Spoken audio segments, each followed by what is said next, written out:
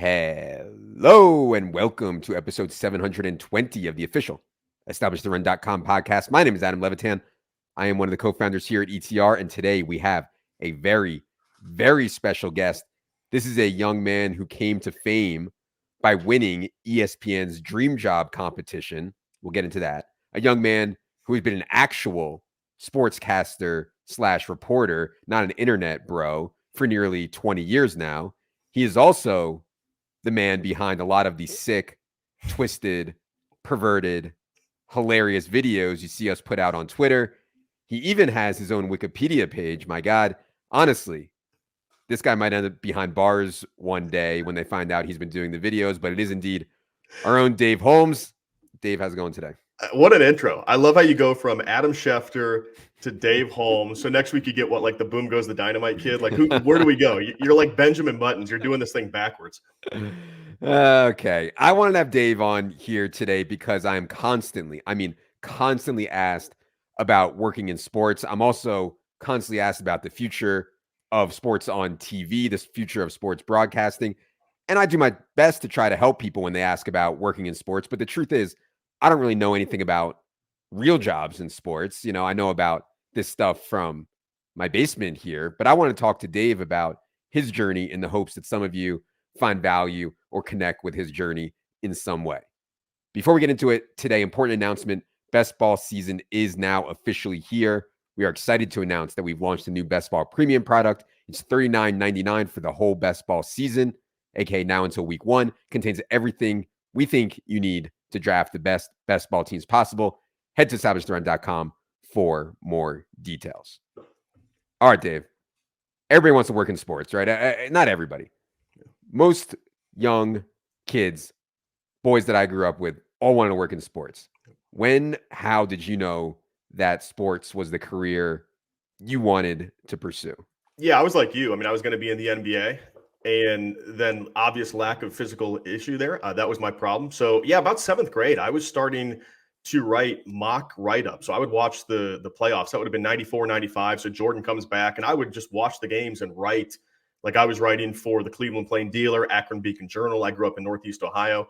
And then I kind of saw the writing on the wall that the print world was going to be phased out more for the video world. So I went to college at Kent State and decided, the plan was to be a writer.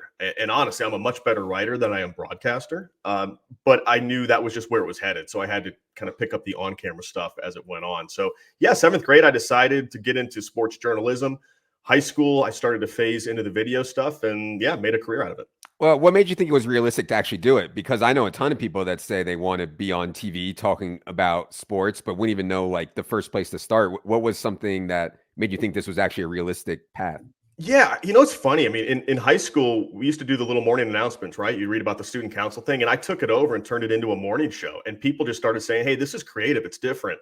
And I started to see myself as an outside the box kind of guy. And, I remember I had professors in college who would just say, like you said, there are millions of just bros who want to get into this. You better be different. And for me, it was just the ability to write, be creative, and be different. So much of what we see on TV and what I do now in the local broadcast world, there's a reason Saturday Night Live can spoof it because it's so cliche. Everyone does the same nonsense. So for me, every day I'm thinking, how do I tell the same story? If everyone's covering the same game, how do I do it in a different way? And that's the key really to standing out. Yeah, interesting. So to be clear for people who are wondering, your current job, Dave, is a local sports anchor like you would see on ABC or CBS or something like that. You do that in Columbus, Ohio, correct? Correct. Yeah. So for the last 9 years, I was working for the CBS affiliate and hosting the Ryan Day Show. Before that, I was hosting the Urban Meyer Show.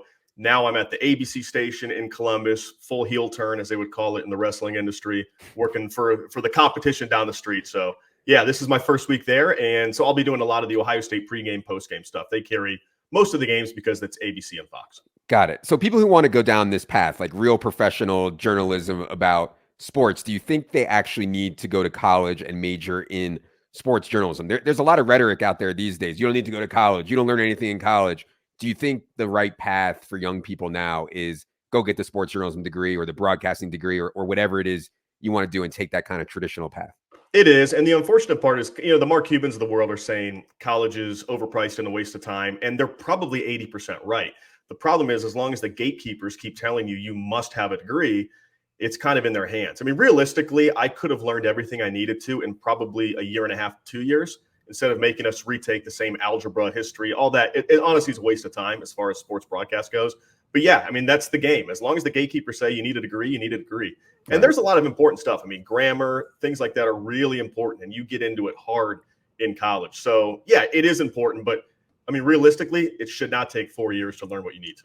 Yeah, I did an internship when I was at Penn State. I was a journalism major. I did an internship where I worked for some like local TV, and I would literally like help them bring cameras and wires to live events like Penn State wrestling, and then I would sit there and hold a camera. I mean, I had never done this stuff in my entire life, so a lot of stuff I think in college it is what you make it.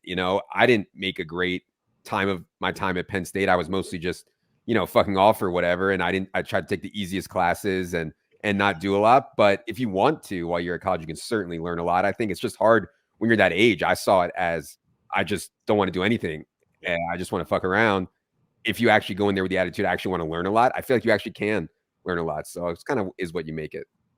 Yeah, it's interesting because I did that. I did an unpaid internship. I drove an hour and a half to Cleveland every day, 9 hours a day, drove home, went right to a miniature golf course driving range, made $5.25 an hour, closed that down till midnight. I mean, it was 18-hour days all summer. And then I volunteered to go up in the fall and work Browns games. And a lot of kids don't want to do it. And like, I get it, right? There's this debate over paid internships out there.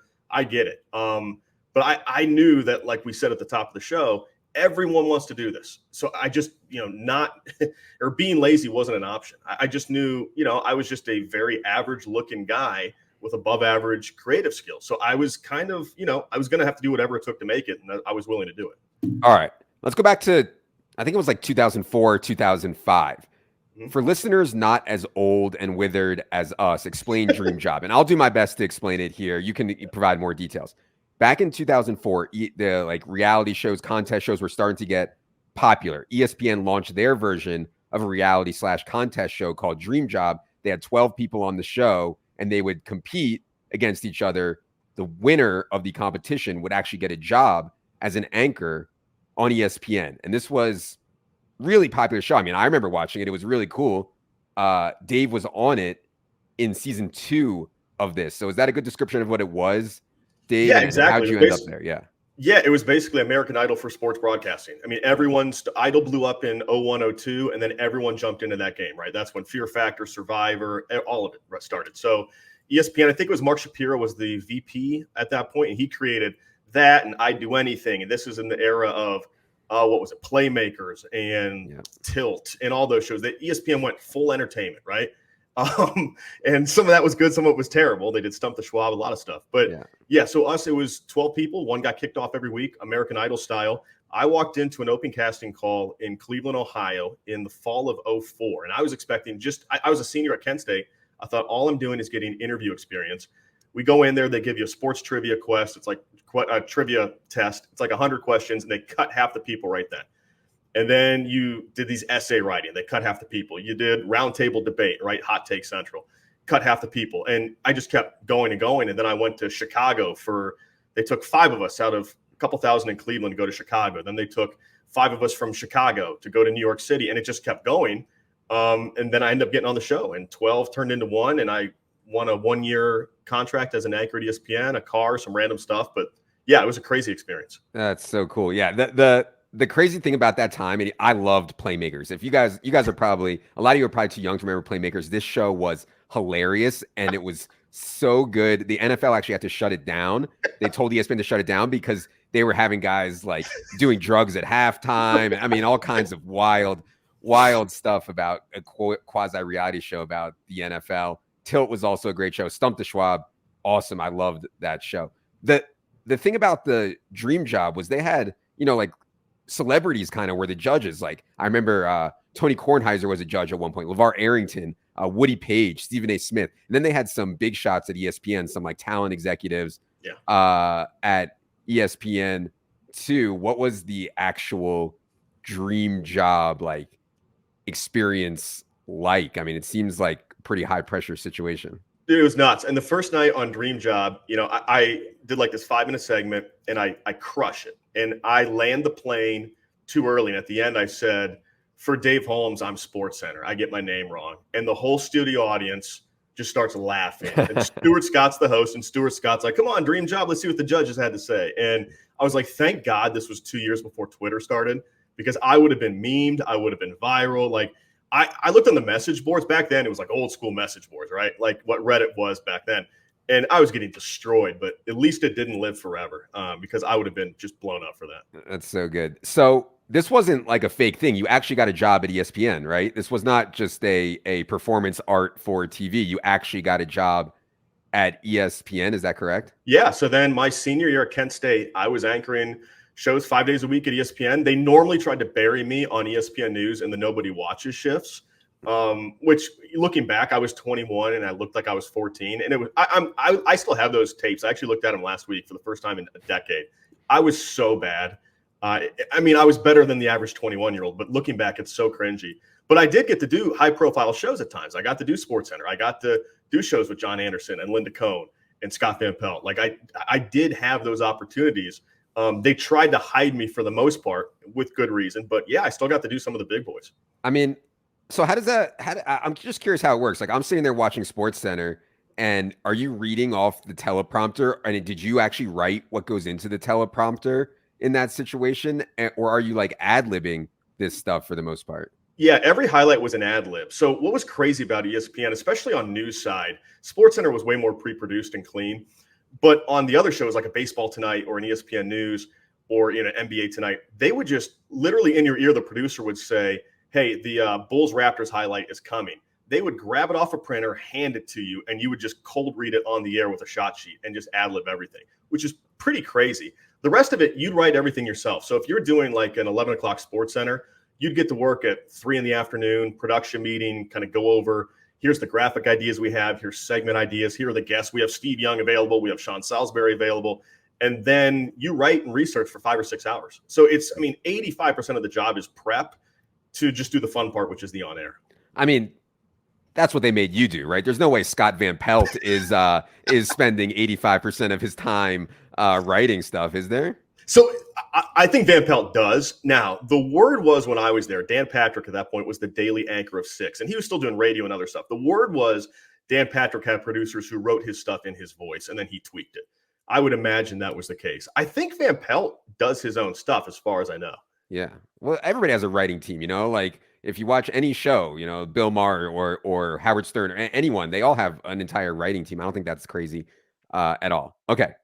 Anyways, when you're working at ESPN, do they tell you how wild you can be? Like, what can you say? I mean, I remember back then, Kenny Mayne would say some wild. I thought Kenny Mayne was hilarious, and Craig Kilborn too. They would both say some off the wall things that might not even fly these days. Did ESPN tell you what you can and can't say, or are those guys just like, if you're funny, you can get away with it? So back then, I'm there in 2005, 2006, and I will say this: ESPN at that point was the Wild West. I mean, the stuff that you could get away with then, I heard some anchors say things like sex jokes and highlights and stuff that like blew my mind. Like I couldn't believe. I heard a couple jokes that like pushed racial sensitivity that I was like, whoa, where's the talk after this? And it just kind of flew. I mean, people just, now I saw some people after a show say, hey, probably too much. Let's back it off there. Mm-hmm. But no one's getting suspended or anything. It was way more. And part of that was just the culture, and part of that was society too, right? I mean, because society's come a long way in the last 15 to 20 years. But yeah, I mean, most of the time, they let you push the boundaries pretty much. There was not someone telling you, hey, whatever you do, don't mention this. Okay. Speaking of pushing the boundaries, now we get into this spot of legalized sports gambling. ESPN has their own betting app now. I mean, when I was quote unquote covering the Sixers, which, was a very loose term, but I wasn't the only DGen that was firing, while I was quote unquote covering these games. You know what I mean? And not because I had any inside information. I didn't have any information. I was just like, hey, I'm here watching the game. Might as well bet on it. Now, is that frowned upon? What is the sports broadcaster's ethos when it comes to gambling? And how do you think all this legalized stuff has changed things, if at all? So I remember when I was there, and it was one of the championship games. It may have been like Vince Young, Reggie Bush, Rose Bowl, but it was one of the games where Brett Musburger made some comment. At the end of the first quarter, he's like 21-14. That's a lot of scoring for one quarter, folks. And I was like, all right, that guy's got action. Like, there's no doubt. And I asked some of the people, I said, does Musburger bet on the games? They're like, you kidding me? That guy's like the Pete Rose of broadcasting. Of course he's got action. Yeah, I mean, you'd see it because the thing is, I remember I was doing an interview with Rachel Nichols during a commercial break. And so I'm talking to her during commercial. Hey, Rachel, let's get a Kobe health update. And she says to me, she says, yeah, Kobe just walked by and gave me a thumbs down. He's not playing. Well, I don't have to tell you that the next 3 minutes of this commercial break is probably the greatest plus EV situation of your life, because that line's about to go from Lakers by 6.5 to Lakers plus 3.5. Right. So did I fire off a text to someone else? I may have. I wouldn't admit it here on ETR for sure. But I do think that stuff happens out there. I mean, I know I get injury reports sometimes that they embargo it and say you can't release this until 10 a.m. on game day. And yeah, I get it. Now, do I think your previous guest, Adam Schefter, is dumb enough to risk his $1 million job over a $500 plus EV bet? Probably not. Right. But I do know this. I swear on my life, I've seen this happen. I get injury reports for Ohio State as host of the Coaches Show before the public does.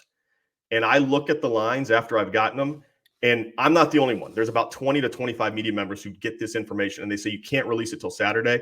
Without fail, that line moves between the time they give it to us to game day. So someone in that group message is laying action. Oh, of course. Of course. Yeah. I mean, 20, 25 people, there's no way to control that. If they can't care that much if it gets out, if it's sending to 20 or 25 people. What do you think about future of ESPN? Like, there's been a lot of negative talk around ESPN, political stuff, programming, whatever. I actually think that the bigger issue is just information. I don't need ESPN anymore for information. In other words, I used to literally watch ESPN to know what happened the night before. Like, I would have zero clue who won the Bullets game. I love the Bullets.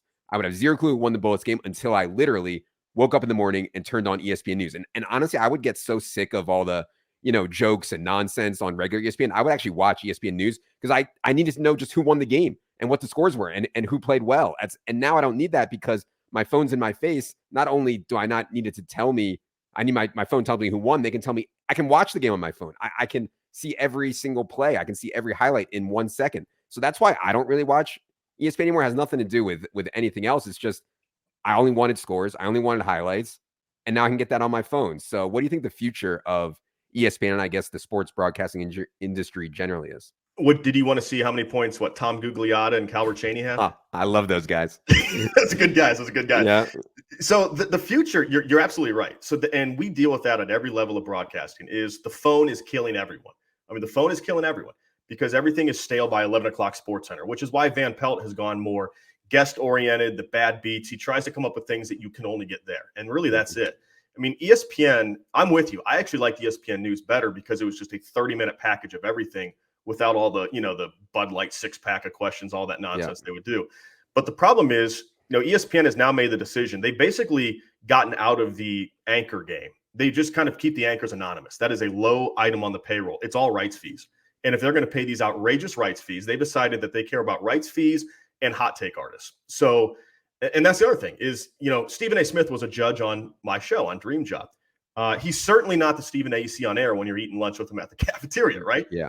He's playing a bit of a character. He's turned up 150%. But they've decided that rights fees are the only place you can get those games is ESPN. And our few hot take artists, if you want to hear Stephen A.'s take, that's the only place to get it. And because of that, they've let everything else fall beside the wayside, whether it's anchors and highlights. And that's kind of the future of sports, honestly, is just, do you have a guy you like his take and a game that you can only watch here? And exactly. And people give them a lot of crap for that. I actually think it's probably the right business decision because nobody needs to watch ESPN anymore and know what the score was. I want to watch the game on ESPN. And I actually think Stephen A. Smith is freaking hilarious. Like, I really do. So yeah, I totally get it. And yeah, super interesting. Who's your favorite SportsCenter broadcaster of all time? I mean, I love Stu Scott and Kenny Mayne. Neil Everett, I think, was a sleeper candidate to be one of the best ones ever. He's so funny. Berman, Hammer and Hank, Craig Kilborn. Like you said, they're going away from this of where they have like really funny, charismatic people doing it. But yeah, you have a favorite host of all time? I'm glad I was there when I was. I was right at the tail end of kind of the glory era. I'd say glory era of ESPN's like 92 to 02. I was there right at the end, 05, 06. For me, I mean, I love Van Pelt of all the current guys. Yep. Neil Everett was a guy who I wasn't a huge fan of until I worked with him. And I did a bunch of shows with Neil. And I'll never forget this, man. Like, you're insecure. You're 21. You're on national TV. Like, you're the youngest anchor in national TV history. And it's crazy, right? So I'm on the air, and I told a joke. And I think it was like an umpire ripped off his mask and started yelling, or the catcher ripped off his mask to yell at the umpire. And I said something like, then he demasked like a Scooby-Doo villain or something, and I would have gotten away with it. Some sort of joke. Everett on my script writes, "That killed," and slid it to me in the middle of a highlight. And I'm like, this is the nicest dude ever. And he's a Hawaiian guy. And then on my last day, he left me a bunch of macadamia nuts on my desk with a note that said "Aloha, Neil." And I became a huge fan of his. And the more I watched him, then the more I appreciated him. He's so funny. Why'd you leave ESPN? Did they can you? Did they have enough of Dave Holmes and they said, get out of here? Yeah. So it was a 1-year contract. And it's so funny too. The way they let me go was wild. I knew I wasn't going to be there long term because it was a 1-year contract. And like I said, I wasn't that good and I looked too young. But I was getting ready to do like a 1:00 shift on ESPN News. And I get an email from HR at 12:50. Hey, can you swing up? It won't take long. I was like, yeah, cool. That's fine. So I go up there and they're like, hey, just want to let you know we're not going to renew your contract. So I'm sure you have a lot of questions, but you're on the air in 5 minutes. So. And I was like, what are you doing? Letting a college kid go 5 minutes before he goes live on national? Like, the amount of faith they put in my character. I mean, obviously I'm not going to burn my entire career, but I was like, man, if I wanted to get a job in PR right now, like I would just go down there and roast them on the air. But so they let me go like that. I mean, I wasn't surprised. I thought the way they did it was kind of odd, but I was never surprised they let me go because I knew up front it was just a 1-year deal. Okay. More importantly, you somehow found your way to ETR and crossed into our path. I have no idea how. How did you even hear about ETR? And honestly, I don't even remember how we started like doing these videos together. I don't even remember at this point. So how'd you even find ETR? You seem way too serious and polished to be messing around with the degeneracy.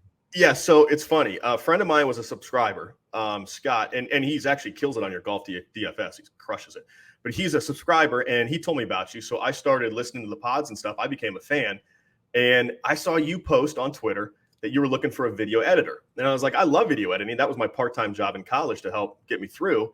And so I wrote this cover letter to you and Taylor, and it was kind of written in the voice of your solo pod. And I remember I sent this letter, and again, this is how do you stand out? And it really wasn't even a job I necessarily wanted. I just kind of wanted you guys to notice me because I was a fan. And then Taylor got a hold of me and said, hey, this letter's hilarious, but buddy, you're overqualified to cut videos for ETR. Yeah. I said, maybe, but what if we just see what happens? Just bring me on part-time and just let's see what happens. So we did and started making some videos and then kind of found a voice, which is let's just go crazy, fun, push the boundaries, the type of things you can't do on the local news, right? You were kind of like my sick side outlet of here are the things I wish I could do sometimes, but I have to be so buttoned up when I'm playing the, Housewives on the local news. So I thought this is a fun way to kind of have a little more creative freedom. And yeah, I mean, we've done some wild ones over the past, been about 2.5 years now.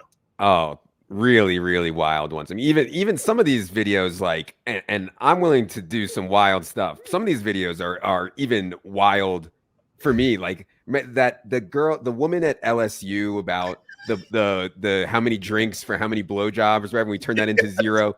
Dave turned that into a 0 RB video. That's one of my favorite ones ever. But man, there's some sick stuff. I mean, does your wife watch these videos? Does she think you should be behind bars like I do, or what does she think? Well, it's funny because sometimes I'll be like, "Hey, we got one that blew up here. It's got like 800,000 views," and she'll be like, "Oh, what is it?" And I'll show her, and it's like the video we did a month or two ago of all the quotes taken out of context. Yeah. So I saved every clip that you guys said that could be taken in a bad context, sexual context. And I just saved them for a full year and edited them to make it sound like it was a seamless conversation. And I've been working on that video for about 8 months. And I showed it to her. And I mean, she was laughing. I don't know if proud is the right word.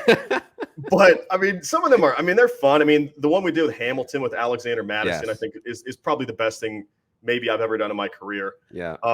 That was just so good. I mean, the fake Honda ad, the ones that I think I take the most pride in are people actually believe this stuff. Yeah. Like the fake Honda ad we did with you was so good. The Leone on the ESPN Excel spreadsheet, people believed that. People believed you were actually on Jimmy Kimmel. Yeah. I A mean, lot of and so, people, a lot of people thought that Jimmy Kimmel. We did a spoof for you guys. Don't remember this video? A spoof of Jimmy Kimmel bit, and people actually thought Jimmy Kimmel was talking about ETR on his show. I mean, can you imagine if Jimmy Kimmel was talking about ETR on his show? People believed it. To Dave's point, it's yeah, crazy. yeah, people thought that the producers at Jimmy Kimmel had been scouring ETR pods for the last year to edit all of your sound bites together and make them sound like they were dirty out of context. It's so good because like to do stuff like this is really, really hard. You have to understand like the voice of the people you're trying to Yeah. spoof, and then also like doing the stuff like Dave just talked about, where you save lines for a year just to make 1 minute video that goes on Twitter. But that's what it takes in the social media world these days, man. It's war out there for people's attention, for sure. Yeah, I All have a right. notepad document on my phone, and what I do is I listen I walk or jog 3 or 4 miles a day while I listen to the pod, and then every time I hear anything, I just time code. All right, at 7 minutes and 12 seconds, Levitan says this comment about you can come from behind and surprise a lot of people. All right, that clip was you talking about the awards season, where you said the awards Yeah. market is soft because you can be 20-1 and coach of the year with 3 weeks left and win. But I thought, that's still a good quote we could use out of context later. So my phone is just hundreds of ETR things, and most of them don't get used. But right now I have 5 or 6 videos that I just have concepts, whether it's Evan mispronouncing things or whatever, and I just save them. And if I get enough, then I release a video. A lot of stuff doesn't get released. And there have been 3 or 4 that actually didn't meet your editorial standards that you chose not to release. So even you have your own limits. Listen, I mean, my parents see all these videos. At some point, if we go too far, I think are my parents going to disown me if they see this video. At that point, we might have to. It might be too aggressive. We have to draw the line somewhere. That's fair enough. Completely out of control. All right, this is awesome, Dave. I'm fascinated by the whole actual sports, like behind the curtain of the actual sports media world. I hope you guys enjoyed this as well. I don't know if you want to be found, Dave, but if you do, tell the people where they can find you. Yeah, I mean, I'm at Dave Holmes TV, but just be warned, it's not going to be any funny ETR videos. It's going to be all Ohio State Buckeye reporting. So, if you want to get a head up, Jeremiah Smith is going to be the next great one after Marvin Harrison. Draft him right now if you're in one of these sick leagues like I am, where you draft kids out of high school. But yeah, if you want Buckeye takes, follow me at Dave Holmes TV, but I doubt anyone will. At Dave Holmes TV, and be sure if you were in the Columbus area that you were tuned into what channel is it now, Dave? Channel 6, baby, ABC 6. Channel 6. No other channels. Only Channel 6 for your local news if you're in the Columbus area. All right. This was fun. For Dave. For producer Luke. For everyone behind the scenes at the ETR video team, I am Adam. Good luck, everybody.